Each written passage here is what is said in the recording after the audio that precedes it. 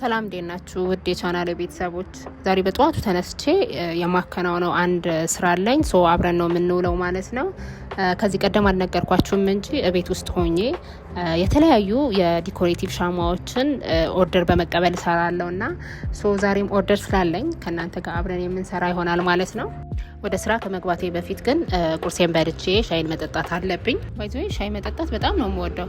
ጠዋት ላይ ከቁርስ ጋር፣ ማታ ደግሞ ከራት በኋላ መጠጣት ባህል ያድርጌ ይዤዋለሁ። ኤኒዌይ ቁርሳችንም ደርሶልናል። ወደ ገበታችን እንሄድ። መልካም ገበታ።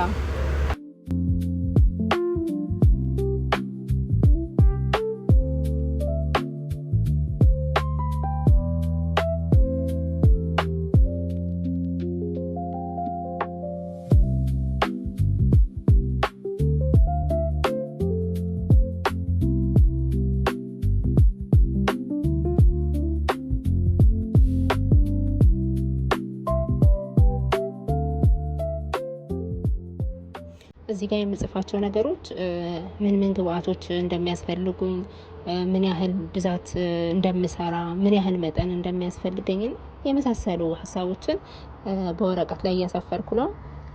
ኦልሬዲ የሚያስፈልገኝን ማቴሪያል ሬዲ አድርጌ ያለው። እንግዲህ በደረቁ ከሚሆን ስራችን እየሰራን አንድ ታሪክ ላጫውታችሁ። አንዲት ሴት ነበረች። ለራሷ ደስታ አድርጓት ግን ደግሞ ለሌሎች ሰዎች ለማስደሰት የምትጨነቅ እንቅልፍ የምታጣ ሴት። ሴትዮዋ ጋር ያለው ድካም፣ ደስታ ማጣት ግን ማንም ሰው ተረድቶላት አያውቅም።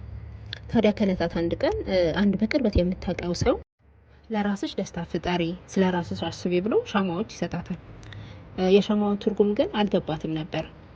ከዚያ ሁሌ በየምሽቱ ሻማዎቹን ለተከታታይ ቀናት ማብራት ስትጀምር ቀስ በቀስ ስለ ራሷ ማሰብና ውስጧን ማዳመጥ፣ ቀጥሎ መፍትሄዎችን ማበጀት ጀመረች። ከጊዜ በኋላ ይቺ ሴት ለራሷ ቦታ የምትሰጥና ደስተኛ ሴት ሆነች። ስለዚህ እነዚህ ሻማዎች የህይወቷ አንድ አካል ናቸው ማለት ነው። ምክንያቱም ራሷን ለማግኘት መነሻ ሆነዋታል። እና ብዙ ጊዜ የሚያስፈልገን ትልቅ ነገር ሳይሆን ለራሳችን የምንሰጠው ትንሽዬ ጊዜ ነው። ስለዚህ ሁሌ ለራሳችን ጊዜ እንስጥ። እዚህ ጋር እናንተን ለማሳየት ሳምፕል ሰርቼ አብርቼዋለሁ። አሁን ደግሞ የቀረውን ኦርደር የሚሰራ ይሆናል። ባይ